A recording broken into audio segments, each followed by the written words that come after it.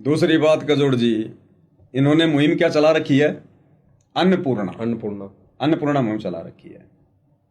गांव में पानी भरा हुआ था, तो मूर्ख है ये आश्रम वाले, इन्होंने पानी निकालने की क्या जरूरत थी? हर एक गांव में, किसी गांव में 50 लाख रुपए की मोटर पाइप दे दी, किसी गांव में 30 लाख की, कहीं कहीं तो 1-1 करोड़ रुपए की दे दी। तो मूर्ख थे ये। अरे उन गांवों को 2-2 क्विंटल अनाज दे देते ना, अन्नपूर्णा मुहिम के तहत अनाज दे देते, उनका 6-7 महीने का काम भी चल जाता, और 6-7 महीने में पानी भी सूख जाता, जमीन भी अच्छे से पानी को सोख लेती, तुम्हारी मोटर पाइप भी बच जाती, और सबसे बड़ा अनुदान हो जाता, और पानी सूखते ही अपने आप अपनी बिजाई कर लेते। बिल्कुल हैं, बढ़िया काम हो जाता ना इनका। बिल्कुल सही बात। मतलब मोटर पाइप इनको परमानेंट नहीं देनी पड़ती, वो बर्बाद नहीं होती वो पैसा। अनाज की 2-2 3-3 बोरियां जिसकी जैसी रिक्वायरमेंट है, 5-6 महीने में तो पानी वैसे सूख जाता। अब कौन सी बरसात आ रही आगे, आराम से पानी भी सूख जाता, सबके घर में 2-2 3-3 क्विंटल अनाज भी आ जाता। और संगत मूर्ख है ही, और वैसे भी मूर्ख बनाया जा रहा है। पीला पर्चा निकाल दिया जाता है जब गेहूं निकलता है, तब कि गुरुजी का आदेश है अन्नदान करो, नामदान सेंटरों पर अन्नदान करो। तो बढ़िया संगत से अन्न लेते, और अन्नपूर्णा मुहिम के तहत बढ़िया अनाज को दान करते, आराम से पानी भी सूख जाता। आपने सलाह नहीं दी इनको ये सलाह हमारी नहीं मानते, हमारी बस की बात है नहीं, जगत वालों की मान लेंगे, जगत वालों की मान लेते सलाह। ये हमारे सलाह पे तो सिर फोड़ देते। अगर यही कविता अगर इधर गा देते तो सिर फोड़ देते ये कि कोई पानी थोड़ी निकालने आता है, देख लो। और आज आंसू बहा रहे हैं। नहीं तो हमने हुक्का ना पीने की सलाह दी ना, हुक्का फोड़ के मुकदमा करवा रहे हैं ना। मुकदमा करवा रहे। अब ये सलाह दे दे इनको तो सिर फोड़ दे हमारा। दे रहा भी है सलाह, लेकिन मानेगा कौन? सारे बेबुद्धि के काम हो रहे हैं। तो भाई और बहनों, गुरुदेव के सत्संगों का सार ही इस भक्ति मार्ग का निष्कर्ष है, वही मर्यादा है।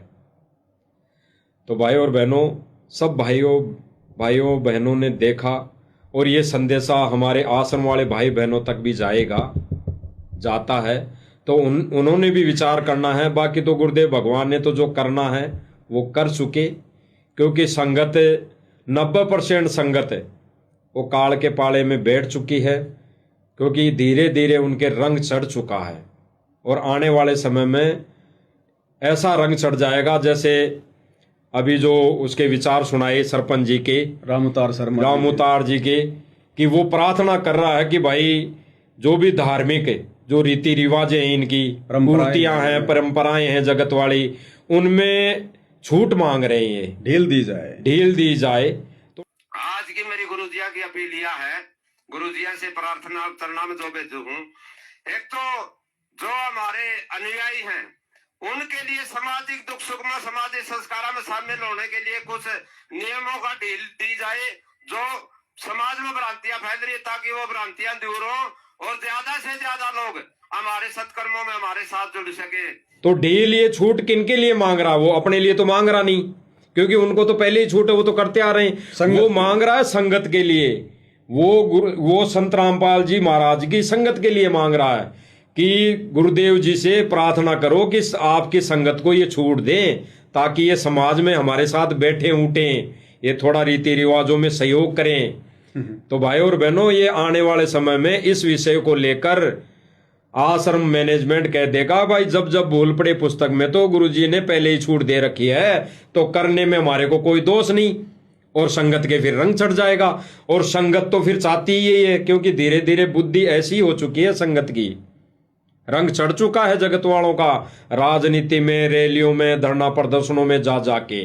दूसरा वो राजनीति में छूट की बात कर रहा है। बिल्कुल। दूसरी बात थोड़ा बहुत राजनीतिक, मैं ये नहीं कहता मैंने राजनीति करनी है, थोड़ा बहुत राजनीतिक संरक्षण भी आज के युग में तो होना जरूरी है, क्योंकि आज के समाज में राजनीतिक संरक्षण जिसको भी प्राप्त नहीं है, कोई भी धार्मिक संगठन हो, उसके बारे में अनूल जलूल बातें फैलाई जाए हैं।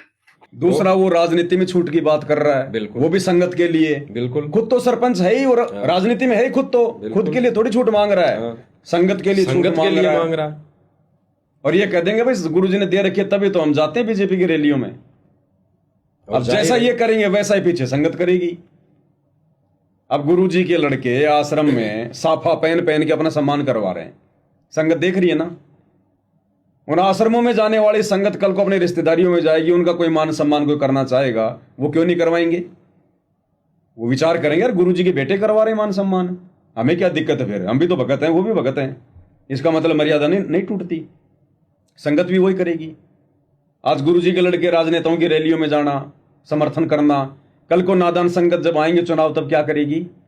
वो भी अपने अपने हिसाब से अपने अपने आसपास के लोगों को समर्थन देगी कि यार जब गुरुजी के बेटे कर रहे हैं फिर हमें क्या दिक्कत है, इसका मतलब छूट है गुरुजी की तरफ से। क्योंकि ज्ञान तो संगत सुनती नहीं है, सत्संगों को तो सुन के आधार ज्ञान को बनाती नहीं है, देखा देखी में चलने की आदत बनी हुई है। तो ऐसे पूरा भगत समाज काल के लपेटे में धीरे धीरे आ रहा है। और देखा जाए तो पवन भगत जी की समाज की दृष्टि से देखें, यहाँ पे जगत के रीति रिवाजों की दृष्टि से देखें तो जो पगड़ी की रस्म है, जो सापा बंधाते हैं, सापा बांधते हैं, वो सबसे बड़ी सम्मान में आता है, सबसे बड़ा सम्मान में आता है। और जब गुरुजी को पगड़ी बंधा दी इन्होंने और फिर गुरुजी के जो सांसारिक बेटे हैं उनके भी वही पगड़ी बंधा दी, तो फिर गुरुदेव भगवान में इनमें क्या अंतर रह गया? तो ये तो अपने आप को बराबर कर बैठे तो हैं, तो ये बराबर गुरु के, ये तो गुरु से ऊपर हैं।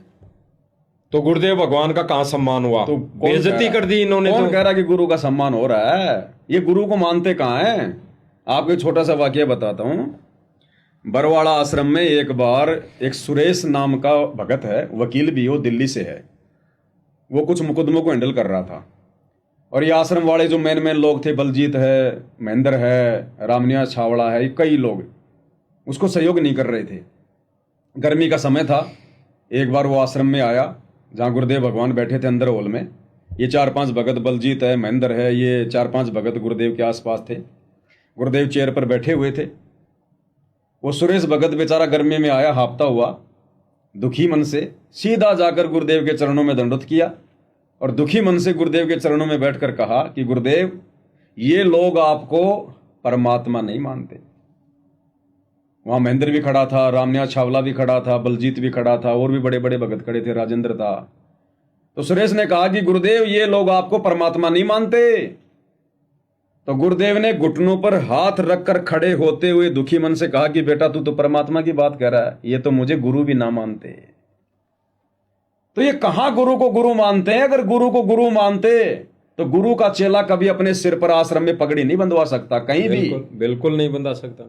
तो ये तो खुद ही गुरु बने हुए हैं, इनको गुरु की क्या जरूरत है? और पगड़ी बांधना भी पूजा में आता है। पूजा में आता है, मान सम्मान पूजा में आ गया। भाई बहन क्या करती है अपने भाई पे? जब भाई बात भरने जाता है, बहन उसके माथे पे तिलक लगाती है, और अटरम पटरम करती है, उसकी आरती उतारती है। तो गुरुदेव ने क्या बताया? वो पूजा में आती है, पूजा में आता है। तो सर पर पगड़ी पहनना, सम्मान लेना और गले में माला। इन्होंने जब गोहाना में जाटों की धर्मशाला बनवाई तो धर्मशाला वाले भाइयों ने क्या किया था? इन दोनों लड़कों के गलों में मालाएं डाली थी, इनको सफेद पगड़ी पहनाई। बिल्कुल। तो इन्होंने अपनी पूजा करवाई। तो ये तो खुद ही गुरु हैं। गुरुजी ने तो कहा कि तिलक लगाना पूजा में आता है, जबकि अगर हम आध्यात्मिक दृष्टि देखें तो पूजा तो गुरुजी की आरती उतारने को कहते हैं पूजा।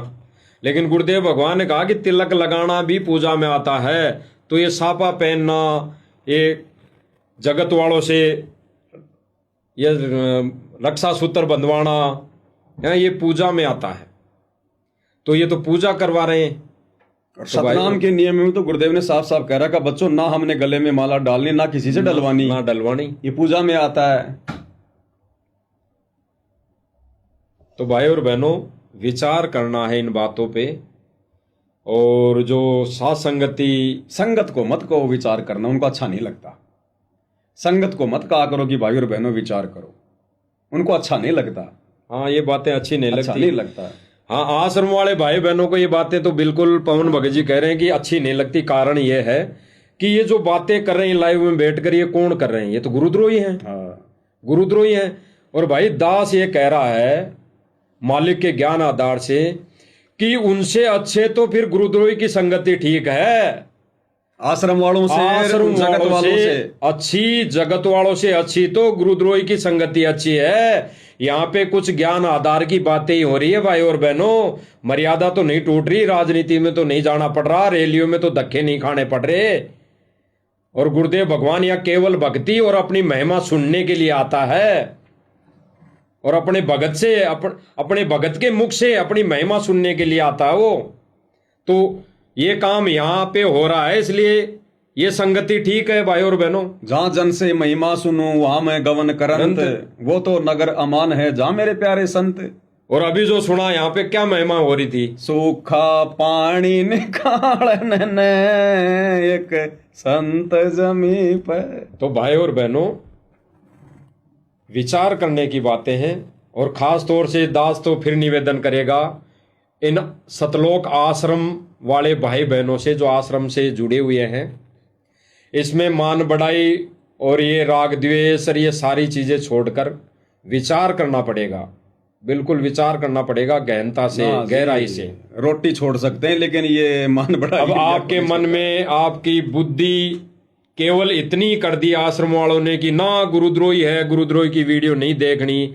तो भाई और बहनों गुरुद्रोही की परिभाषा जो है वो तो गुरुजी की निंदा करने के ऊपर होती है, भक्ति छोड़ने के ऊपर होती है, गुरुजी के विरोध में या संगत को गुरुजी के मिशन से भटकाने पर होती है। ये परिभाषा है गुरुद्रोही के। तो गुरुद्रोही गुरुद्रोही सब कोई कहे, गुरुद्रोही न जाने कोई, गुरु से बैर ईर्ष्या करे, गुरुद्रोही का सोई।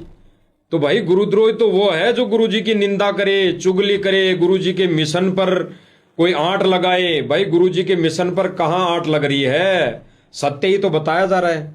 भाई और बहनों गुरुदेव भगवान ने सच्चाई तो बताई अन्य पंथों की, तो इस पंथ में भी अगर कोई भाई बहन गलती कर रहा है, एक भगत भाई बता रहा है, तो इसमें क्या बुराई है। विचार करना चाहिए और ठीक लगे तो फिर बिल्कुल सही बात है। और ये तो गुरुदेव भगवान ने भी बता दी ये सारी बातें एक सत्संग में, कि अगर कोई भगत भाई बहन कुछ किसी सत्संग में से या किसी धार्मिक पुस्तक में से कोई ऐसी चीज निकाल कर, ऐसा कोई पॉइंट या संकेत निकाल कर अगर भगत भाई को बताता है, अन्य संगत को बता रहा है, तो उस पर विचार करना चाहिए, उसको फॉलो भी करना चाहिए। जैसे कुछ भाई बहन कह देते हैं कि भाई गुरुजी ने तो कहा है कि अगर कोई भगत भाई कोई भक्ति क्रिया बताता है, भक्ति विधि बताता है, तो भाई ये गुरुजी ने मना किया है, हमें तो नहीं करनी चाहिए। गुरुजी के दो तरह के आदेश होते हैं, दो तरह के ये गुरुजी ने कह दिया है कि गुरुजी प्रत्यक्ष में जो सत्संग करते हैं, प्रत्यक्ष में मुख जमानी, उनमें जो संकेत देते हैं वो एक तत्व ज्ञानी यानी ज्ञान आधारित भगत के लिए होता है। वो संकेत, उस संकेत को समझकर जो अपनी क्रिया पर सुचारू हो गया, यानी जो गुरुदेव भगवान पर समर्पित हो गया, वो एक ज्ञान आधारी भगत है। तो गुरुदेव भगवान ने तो एक सत्संग में क्लियर कर दिया, जैसे ये सत्संग गुरुदेव भगवान ने किया कि कोई भगत भाई बहन ये भक्ति क्रिया नहीं बता सकता, तो अगर ये गुरुदेव भगवान सत्संग नहीं करते तो सारे भगत बताने लग जाते आपस में, भाई तू ऐसे भक्ति कर, तू ऐसे कर, ऐसे कर। दूसरा भगत कहता मेरा जैसा तू ऐसे कर, तू ऐसे कर। तीसरा और कोई बताता विधि। तो गुरुदेव भगवान ने बताया कि अगर कोई भगत धार्मिक पुस्तक या सत्संगों के संकेत में समझकर अगर आपको ये बताएं कि भाई मैंने तो ये चीज पाई है, मैंने तो इसमें से ये चीज निकाली है, भाई तेरे भी अगर समझ में आती है ज्ञान आधार से तो तू भी कर, तो गुरुदेव भगवान ने ये कहा कि फिर उसे माननी चाहिए। अगर कोई सत्संग है जैसे तो परमात्मा बोल रहे हैं, एक एक पॉइंट में बहुत गहराई सोचना है। अब कोई भक्त ज्ञान सुना रहा है, बहुत अच्छी बात है, उसके द्वारा सुने ज्ञान पर अमल करे और उससे कहे भाई मुझे भी गुरुदेव के पास ले चलो, मेरा कल्याण करा दो। और आपने नाम ले रखा है और फिर कोई चर्चा चलती है, ऐसी कोई बात नहीं, फिर भी सुनो। और कोई पुराना भक्त है वो अच्छी अच्छी बातें बताएगा तो बहुत अच्छी बात है, गदगद हो जाओ कि मेरे गुरुजी ने कितना अच्छा ज्ञान दिया हुआ इस बच्चे को, भाई को, बहन को, और ये सब गुरुजी का ही दिया हुआ ज्ञान है, इसका नहीं है। तो ये सत्संग में भी क्लियर हो गया है कि भाई अगर कोई भाई बहन बता रहा है, कोई भाई बता रहा है, जैसे पवन भगत जी बता देते हैं, बता रहे हैं, तो भाई ये इनका ज्ञान थोड़ी है, ये तो गुरुदेव भगवान के सत्संगों में से दिया है। जैसे कई भगत भाई बहन कहते हैं कि भाई ये सिंहासन लगाना कहाँ गुरुदेव ने बताया। अरे गुरुदेव भगवान तो बताते हैं कि सतलोक में वो परमात्मा सिंहासन पर बैठा है, सिंहासन पर बैठा है, सिर पर मुकुट है, हीरा जड़ी मुकुट है, ऊपर छत्र है, रतन जड़ित मुकुट है, और सिंहासन पर वो छत्र है, और वो परमात्मा बैठा है। तो वो क्रिया हमने यहाँ करनी है। गुरुदेव भगवान ये तो कहते हैं कि जो क्रिया वहां पे जानी है साथ, वो क्रिया तुम्हें भगवान के लिए यहाँ अपनानी पड़ेगी। और ज्ञान गंगा पुस्तक में तो लिखा हुआ है, नास्त्रदमस की भविष्यवाणी में, तो गुरुदेव भगवान उसका समर्थन कर रहे हैं। तो समर्थन कर रहे हैं तो वो ये ज्ञान आधारी भगत के लिए संकेत है। यहाँ पे गुरुदेव भगवान कभी नहीं कहेंगे, और गुरुदेव भगवान ने आज तक कहा भी नहीं कि मेरी आरती उतारो, मेरी पूजा करो। लेकिन गुरुदेव भगवान ने अपने सत्संगों के माध्यम से भोग की आरती के समय या आरती के समय उन्होंने करके दिखा दी आरती। वो किसकी उतार रहे थे? अब देखो, जो गुरु को पहचान कर उनको परमात्मा मानेगा वही तो सिंहासन लगाएगा, सिंहासन लगाएगा। जो गुरु को परमात्मा मान लेगा, पहचान लेगा, वही तो आरती उतारेगा, वही तो भोग लगाएगा। बिल्कुल। तो जिनको समझ में आ गई वो तो वो क्रिया कर रहे हैं, और जिनकी बुद्धि अभी तक वहां गई नहीं है गुरु को परमात्मा मानने वाली, वो तो फिर विरोधी करेंगे। और वही सिंहासन है भाई और बहनों। जैसे गुरुजी ने कह दिया भाई, जहां जिस एक कोने में मकान के एक कोने में मंदिर बनाओ, उसमें ताक जो होती है, ताक एक कोने में ताक, नीचे वाले में दीपक लगाओ, ऊपर वाले में चाहे फोटो रख दो गुरुदेव भगवान की, तो वही सिंहासन हो गया। अगर किसी भाई बहन के वो व्यवस्था है, वैसी व्यवस्था है, तो भाई वो सिंहासन हो गया। उसके लिए आरती उतारो गुरुदेव भगवान की। और किसी भाई बहन के घर में अगर व्यवस्था है, जगह है, तो भाई वो सिंहासन कोई लकड़ी का बना के अलग से भी रख सकता है, इसमें कोई दिक्कत नहीं, सिंहासन वही है। तो गुरुदेव भगवान ने दोनों तरह से संकेत दिए हैं, दोनों तरह से अपने बच्चों को समझाया है। अब कजोड़ जी, आपकी जेब में 500 रुपए हैं, आप 500 रुपए को ऐसे कहीं रख दोगे क्या? कहीं ऐसे खुले में रख दोगे क्या? रसोई में कहीं भी किसी डब्बे के ऊपर ऐसे रख दोगे क्या? बिल्कुल। आप कितना विचार करोगे कि यार बच्चों के हाथ लग गए तो बर्बाद कर देंगे, 500 रुपए तो पूरा दिन कमाता हूं तब आते हैं, 500 रुपए में तो बहुत सारा सामान आएगा। उस 500 रुपए को आप अपने सीने से लगा के रखते हो, यूं जेब में, और बटन भी बंद करोगे, या फिर घर पे जो है मतलब घरवाली को दोगे? इसको संभाल के रखना। एक 500 रुपए की एक कागज के टुकड़े की जिसपे महात्मा गांधी की फोटो है, उसकी इतनी इज्जत है। और परमेश्वर रामपाल जी साक्षात पूर्ण ब्रह्म परमात्मा, इनकी किसी ने तो दीवार पे टांग रखी है, किसी ने रसोई में एक कोने में एक डब्बे पे फोटो लगा रखी है। क्यों? क्योंकि अभी तक वो उनकी कीमत पहचान नहीं रहे, गुरु को परमात्मा के रूप में जान नहीं रहे। जिस दिन जान जाएंगे उस दिन देखना महात्मा गांधी कितना सीने से लगा के रखेंगे, उस दिन आसन भी लगाएंगे। जैसा कि नास्त्र दमस ने ज्ञान गंगा पुस्तक में कहा है कि उस सायरन संत को अपना इष्ट देव मानकर, उसको सिंहासनस्थ करके, आराध्य देव मानकर उसकी पूजा करें। बिल्कुल। और भाई और बहनों, सिंहासन तो आश्रम में लगा है, बरवाला आश्रम में सिंहासन ही तो था, वो सिंहासन ही तो है।